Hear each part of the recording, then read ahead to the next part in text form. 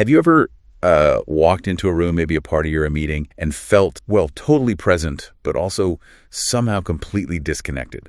Like the conversations are just swirling around you, but they're on a totally different frequency. Yeah, I know exactly what you mean. It's that feeling, isn't it? Yeah. You're aware of everything, you're observing, listening, but you have zero desire to jump into the noise. Yeah. Or maybe worse, you feel that exhaustion of trying to speak a language that just isn't yours. Right. The performance aspect. Exactly. And we're always told, come out of your shell, be more social. But, what if that shell isn't a problem? What if it's actually like a strategic spot? Or even a strength. Yeah. What if your preference for silence, for solitude? What if it isn't some flaw you need to fix, but actually maybe a source of real power? That's a really insightful way to frame it. Because what many people see as invisibility, it isn't a limitation at all. It's often a profound strength, one that's overlooked. There's this powerful undercurrent in the world, a presence that doesn't need to demand attention. It doesn't compete for the spotlight. It doesn't show off, but it still has influence. I like that. A quiet influence. Yeah. So today, that's what we're diving deep into. This whole idea, often misunderstood, of what we're calling invisibility. Right. Not literal hiding. No, not at all. But that state of being present without demanding attention, operating effectively without needing that spotlight. Our whole mission here is to explore how this quiet presence, far from being a flaw, could actually be your ultimate liberation. We're looking to some really fascinating sources that kind of challenge our usual assumptions. Prepare to maybe see your own quiet nature a little differently. Hopefully, not as a limitation, but as freedom. Liberation. Okay, so let's dive in. Let's talk about those folks who seem to navigate life like silent observers. Yeah. They're definitely present, they're soaking in the world, but they often just go unnoticed in the loudest room. They're the ones in the corner. Right. Maybe at a gathering, listening way more than they speak, absorbing more than they're performing. To the outside world, they might seem absent, but internally to themselves, they often absorb that feeling of being invisible. And society reinforces that, doesn't it? Constantly. Yeah. It bombards us with this message that being quiet is a problem to be fixed, that needing silence is weakness, preferring solitude is a flaw, being sensitive means you need to toughen up. Yeah. For people like this, the world can just feel, too loud, too fast, maybe even too fake. And this is exactly where we need to flip the script. That feeling, it isn't some kind of punishment. It's actually a form of freedom. Freedom. Okay. Think about it. You're not weird just because you need silence. You're not automatically antisocial if you sidestep big, overwhelming crowds. Right. And preferring, a deep connection with just a few people over shallow approval from many, that's not problematic. Not at all. So what is it then? It's likely that you've actually found a more authentic way to exist, a path that brings a kind of deep peace that all that constant noise, it can never offer. It's not about shrinking away from the world. Okay. It's about choosing a more truthful way, a more intentional way to engage with it. That's a really powerful reframing. Moving it from a deficit to a choice. Yeah. It makes me think maybe not everyone is meant to shine center stage. Exactly. Maybe that's not a failure, but a deliberate choice. A conscious choice. Some people genuinely find deep peace living more discreetly, away from the spotlights that, let's be honest, often blind you more than they illuminate anything useful. Yeah, that's true. Yeah. Think about that person who'd rather watch the party unfold than be the one commanding it, who chooses to listen and absorb instead of constantly performing. Yeah. Could it be that the shell everyone tells you to break out of, maybe that's actually your home? Right. What if showing yourself quiet silence is your way of shining, your most authentic way? That feels like a key distinction. It really is, because this isn't about shyness, or at least not just about shyness or feeling inferior. It's fundamentally a different style of existence. Okay. While some people are exhausting their energy trying to impress everyone or manage perceptions, your energy gets concentrated. It focuses precisely on what really matters, being true to yourself. So it saves energy in a way. Absolutely. And there's nothing wrong with not wanting to be seen by absolutely everyone. In fact, there's something incredibly freeing about consciously choosing who gets the privilege of really seeing you.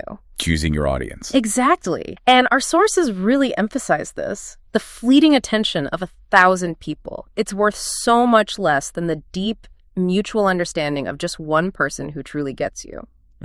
This isn't just about surviving. It's a flourishing strategy. It actively protects you from all that emotional weight. Trying to please people who just don't have the capacity to value who you really are. Flourishing, not just surviving. I like that. But, for a lot of people, that line feels kind of blurry, especially if you've been told your whole life that being invisible is a drawback. Right. How can someone start to actively use this as a strategy rather than just sort of passively retreating? Well, I think it starts by recognizing where that energy is going. The energy you're not spending on performance, it's being redirected inward. Okay. Which leads us perfectly into the whole idea of solitude. Yes, solitude. And here's where we often mix up two really different things, don't we? Loneliness. Which hurts. Right, loneliness hurts, it weighs you down, it's distressing. But actual solitude, chosen solitude. That's different. It nourishes, it regenerates, it actually creates. Think about it for a second, you listening right now. Think about your own most genuinely nourishing moments. Maybe they happen when you were totally alone. Lost in a book that just clicked, or taking a quiet walk with no goal, or even just sitting in silence, feeling that that relief of not having to be anything for anyone else. Yeah, exactly. And what's really fascinating, neurologically speaking, is what happens when you choose to be alone. Your brain's default mode network kind of kicks in differently. How so? Well, it's not just about quiet. It's about letting your subconscious make connections, process things without constant external noise bombarding it. This is where those really original insights, they're not just born, they're sort of forged. Right. It's space for metacognition, thinking about your thinking. It lets you process not just what happened out there, but who you're consciously deciding to become in here. That makes sense. Nikola Tesla is such a brilliant example of this, right? A genius who lived so much of his life away from the spotlight. He created alone, in silence. Yeah, true. His solitude wasn't a weakness. It was the very crucible where his depth was formed. Creativity. It doesn't need a stage. It absolutely needs space.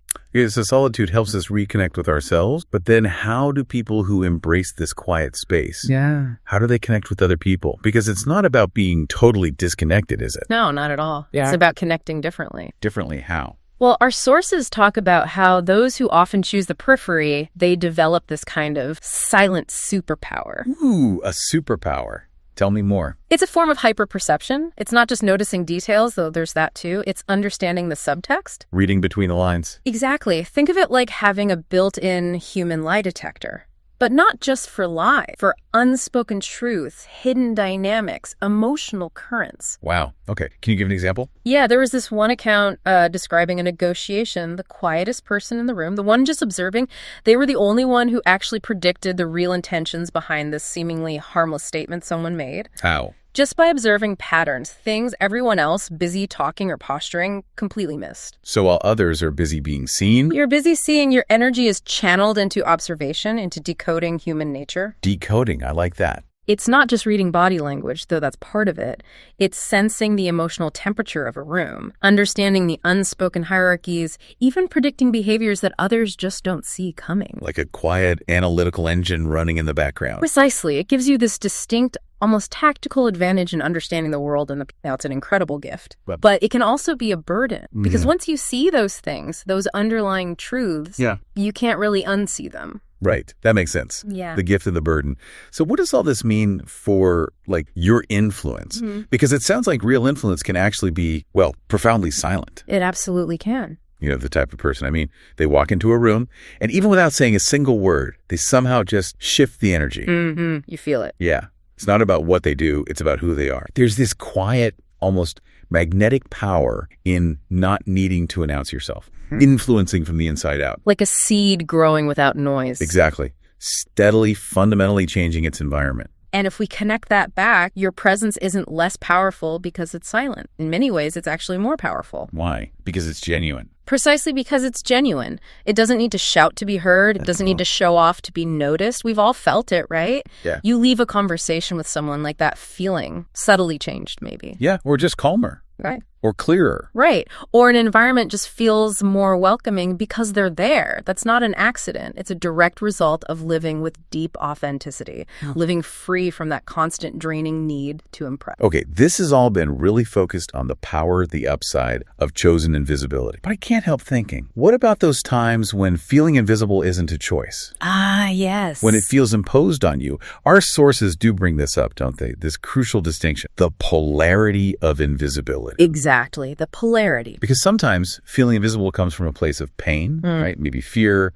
or past trauma, rejection, and that can lead to really excessive isolation. And that's when invisibility stops being liberation and becomes, a prison. A prison, yeah. It's crucial to understand this, like the yin and yang, right? Every light casts a shadow. We have to differentiate between consciously choosing invisibility, which is wisdom, it's choice, it's freedom, Right. and being invisible out of fear, which is a consequence of wounds. And yes, that can feel like being trapped. So how do you tell the difference? Or, more importantly, how do you shift from one to the other if you feel trapped? The real power fundamentally lies in how you see it, how you perceive your own invisibility.